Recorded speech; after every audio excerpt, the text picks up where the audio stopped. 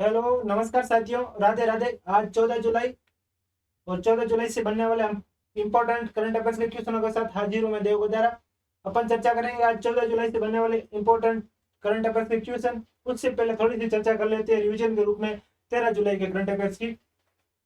तो प्रतिष्ठित लोकमान्य तिलक पुरस्कार 2023 से किसे सम्मानित किया गया है? तो भारत के यशस्वी लोक लाडले प्रधानमंत्री श्रीमान नरेंद्र मोदी को सम्मानित किया गया है। भारत गाय की नस्लों की माइक्रो डेयरी स्थापित करने की योजना कौन सा राज्य बना रहा है? तो वो बना रहा है उत्तर प्रदेश राज्य है, वो योजना बना रहा है। किस देश के विदेश मंत्री अब्दुल्ला सईद भारत की आधिकारिक यात्रा पर आए? तो वो है मालदीव के। शौकत मिर्जियोयेव किस देश के नए राष्ट्रपति चुने गए? तो उज्बेकिस्तान के। किस देश के? उज्बेकिस्तान के। एस जयशंकर ने आगामी राज्यसभा चुनाव के लिए किस राज्य से नामांकन किया है? तो गांधीनगर गुजरात से, जो अमित शाह जी का क्या है, निर्वाचन क्षेत्र है। अमित शाह जी लोकसभा से हैं, ये ध्यान रखना, और ये है राज्यसभा से। और वर्तमान में दोनों ही क्या है, केंद्र सरकार में मंत्री है। एक है विदेश मंत्री और एक है गृह मंत्री। ओपन काइलिन नामक अपना पहला open source computer operating system जारी किया किसने किया? चीन ने। चीन की बड़ी बड़ी कंपनियां हैं जो open source computer operating system जारी करने के लिए अपनी ओरडा ओड में लगी हुई है, क्योंकि वो चाहती है हम विंडोज को और एप्पल को क्या दे, टक्कर दे, ऐसा open source computer operating system बनाए। गोल्डमैन सच द्वारा जारी रिपोर्ट के अनुसार भारत अमेरिका को पछाड़कर किस वर्ष तक दुनिया की दूसरी सबसे बड़ी अर्थव्यवस्था बन जाएगा? तो वो 2075 तक शीर्ष पर कौन रहेगा? अपना पड़ोसी देश चाइना शीर्ष पर रहेगा। एशियाई एथलेटिक्स चैंपियनशिप 2023 का आधिकारिक शुभंकर किसे घोषित किया गया? तो लॉर्ड हनुमान को। अंतरराष्ट्रीय मलाला दिवस कब मनाया गया? 12 जुलाई को अंतरराष्ट्रीय मलाला दिवस मनाया गया। 2023 में दुनिया की पहली स्मार्ट रोबोट्स प्रेस कॉन्फ्रेंस का आयोजित हुई? तो जिनेवा स्विट्जरलैंड में आयोजित हुई। तो चर्चा करते हैं आज से के इंपॉर्टेंट करंट अफेयर्स की। तो क्या है आज का इंपॉर्टेंट करंट अफेयर्स? तो हाल ही में जारी ग्लोबल फायर पावर की रिपोर्ट के अनुसार दुनिया की सबसे शक्तिशाली सेनाओं में भारत की रैंक क्या है? तो भारत किस स्थान पर है? भारत है 4 नंबर पे, और इसमें अमेरिका टॉप पर है। टॉप पर कौन है? अमेरिका टॉप पर है। 2 नंबर पे रूस है, 3 पे चाइना और 4 पे भारत। दुनिया के देशों की रक्षा संबंधी जानकारी रखने वाली data website global fire power ने 2023 की लेटेस्ट रैंकिंग के अनुसार भारत दुनिया का चौथा सबसे शक्तिशाली सेना वाला देश है। इस सूची में अमेरिका शीर्ष पर है। टॉप पे कौन है? टॉप पे अमेरिका है। इस रैंकिंग में अमेरिका के बाद रूस और चाइना तीसरे स्थान पर है। रूस दूसरे पे, चाइना तीसरे पे। सबसे शक्तिशाली सेनाओं में आने वाले 10 प्रमुख देश कौन कौन से? तो संयुक्त राज्य अमेरिका फर्स्ट पे, रूस सेकंड, चाइना थर्ड, फोर्थ पे भारत, 5वें नंबर पे यूनाइटेड किंगडम, 6 पे दक्षिण कोरिया, 7 पे पाकिस्तान, 8 में जापान, 9 पे फ्रांस और 10 पे इटली। ये सबसे शक्तिशाली सेना वाले शीर्ष 10 देश हैं। अंतरराष्ट्रीय क्रिकेट परिषद आईसीसी द्वारा जून के लिए प्लेयर ऑफ द मंथ का पुरस्कार के लिए किसे चुना गया? वो चुना गया वानिंदु हसरंगा और एशले गार्डनर।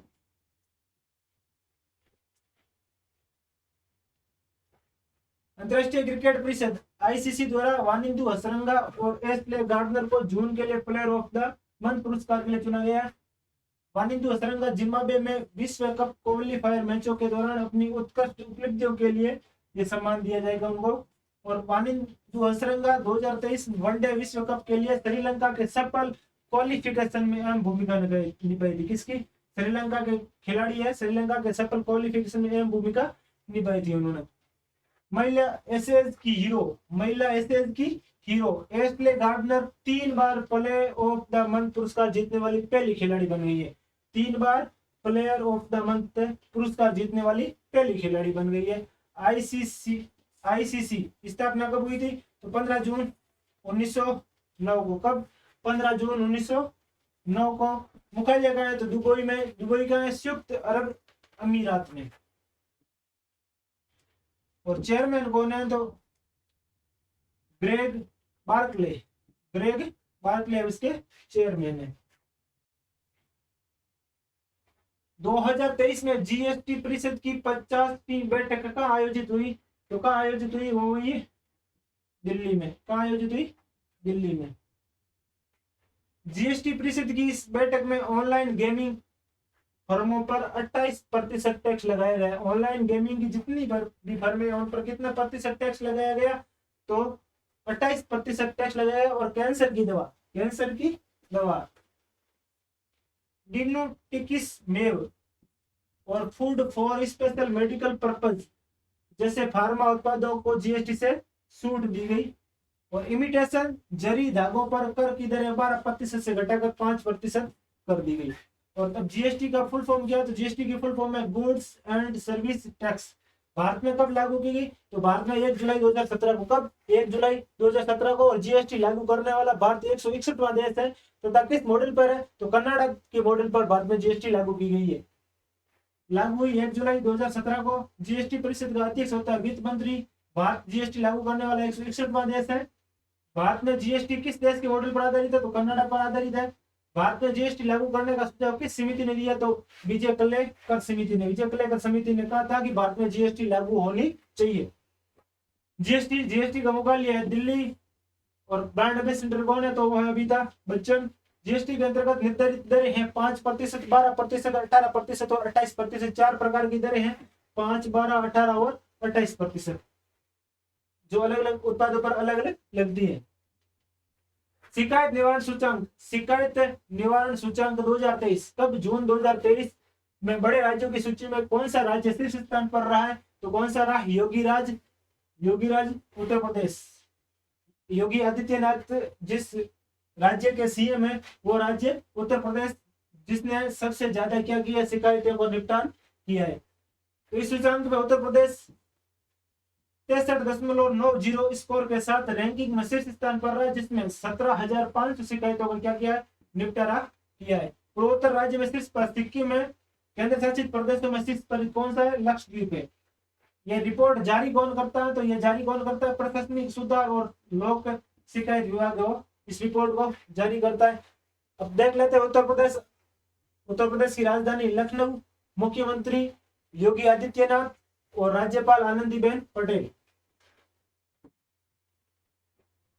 5 जुलाई 2023 में रक्षा मंत्री राजनाथ सिंह ने किस देश में हिंदुस्तान एरोनॉटिक्स लिमिटेड HAL के क्षेत्रीय कार्यालय का उद्घाटन किया? तो किसमें किया? मलेशिया में किया। तो हिंदुस्तान एरोनॉटिक्स लिमिटेड ने एक अमेरिकी कंपनी के साथ अभी हस्ताक्षर किया, जिसमें वो भारत के लड़ाकू विमानों के इंजन बनाएगी। तो कौन सी कंपनी थी? तो अमेरिका की कंपनी थी GE एरोस्पेस के साथ हस्ताक्षर किए हैं। तो अब मजबूती के रूप में क्या बनाएगी? वो दोनों लड़ाकू विमानों के इंजन बनाएगी, इंजन का निर्माण करेगी। रक्षा मंत्री राजनाथ सिंह ने भारत और मलेशिया के बीच रक्षा औद्योगिक सहयोग को मजबूत करने के लिए कुआलालंपुरम में हिंदुस्तान एरोनॉटिक्स लिमिटेड HAL के क्षेत्रीय कार्यालय का उद्घाटन किया है। मलेशिया का दक्षिणी पूर्वी एशिया में स्थित एक देश है। राजधानी है कुआलालंपुरम। प्रधानमंत्री है अनवर इब्राहिम। कौन है? अनवर इब्राहिम। राष्ट्रीय कृषि और ग्रामीण विकास बैंक नाबार्ड ने 12 जुलाई 2023 को अपना कौन सा स्थापना दिवस मनाया? तो कौन सा स्थापना दिवस मनाया था? उसने 42वां स्थापना दिवस मनाया है। कौन सा? 42वां स्थापना दिवस मनाया है। थीम क्या थी? तो थीम थी NABARD 42 years of rule transformation. NABARD की फुल फॉर्म है national bank for agriculture and rural development. स्थापना 1982, मुख्यालय है मुंबई में। फोर्ब्स 2023 की 100 सबसे अमीर सेल्फ मेड महिलाओं की लिस्ट में कितनी भारतीय हैं? तो कितनी भारतीय हैं? इसमें 4 भारतीय हैं, जो आपको फोटो में दिख रही है, ये लेडी है। इन चारों को अमेरिका के टॉप 100 सफल एंटरप्रेन्योर, एग्जीक्यूटिव एंड एंटरप्रेन्योर की लिस्ट में नामित किया गया है, जिसकी कुल संपत्ति का रिकॉर्ड है 124 अरब डॉलर। सूची में भारतीय मूल की महिलाओं का स्थान, जयश्री कुल्लाल 15वें स्थान पर है, नीरजा सेठी 25वें स्थान पर है, नेहा नारखंडे 50वें स्थान पर है, इंदिरा नूई 77वें स्थान पर है। हाल ही में इंडियन प्रीमियर लीग आईपीएल की सबसे मूल्यवान फ्रेंचाइजी कौन सी बनी है? तो कौन सी बनी है? कैप्टन कूल की फ्रेंचाइजी चेन्नई सुपर किंग है, वो सबसे मूल्यवान फ्रेंचाइजी बनी है। चेन्नई सुपर किंग आईपीएल की सबसे मूल्यवान फ्रेंचाइजी है। आईपीएल की ब्रांड वैल्यू में रिकॉर्ड वर्दी इंडियन प्रीमियर लीग का स्टैंड अलोन ब्रांड वैल्यू बढ़कर अब कितना हो गया? 3.2 बिलियन अमेरिकी डॉलर हो गया, जो 2022 में कितना था? तो 2022 में था 1.8 बिलियन अमेरिकी डॉलर, यानी 80% इजाफा हुआ है। कितना प्रतिशत? 80% इजाफा हुआ है। हाल ही में ओडिशा ने artificial intelligence AI news anchor को लॉन्च किया। इसका नाम क्या है? इसका नाम है लिसा। क्या नाम है? लिसा है। हाल ही में किस देश ने बीबीसी मीडिया की मान्यता को रद्द कर दिया? तो किसने कर दिया? सीरिया ने रद्द कर दिया। सीरिया ने इसलिए किया क्योंकि एक पक्षपात व्यवहार करता है और भ्रामक खबरें फैलाता है। बीबीसी वाले क्या कर रहे हैं? पक्षपात व्यवहार कर रहे हैं और भ्रामक खबरें फैलाते हैं। सीरिया ने बीबीसी पर पक्षपातपूर्ण और भ्रामक रिपोर्ट का आरोप लगाया है। इसी के साथ सीरिया ने बीबीसी पत्रकारों की मान्यता को भी खत्म कर दिया है। बिना मान्यता के कोई भी विदेशी मीडिया पत्रकार किसी भी देश में रिपोर्टिंग नहीं कर सकता। सीरिया की राजधानी है दमस्कस। मुद्रा क्या है? Syrian pound. कल आपसे एक क्वेश्चन पूछा गया था जिसमें राहुल ने सबसे पहले आंसर दिया था। तो उत्तरी अटलांटिक संधि संगठन नाटो के फिर से महासचिव कौन बने? तो कौन बने? Jens Stoltenberg.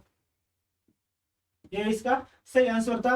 आज का क्वेश्चन आपकी स्क्रीन पर, तो आपको इसका आंसर कमेंट बॉक्स में देना है कि संयुक्त राष्ट्र खाद्य कृषि संगठन FAO के दूसरी बार में महानिदेशक कौन बने?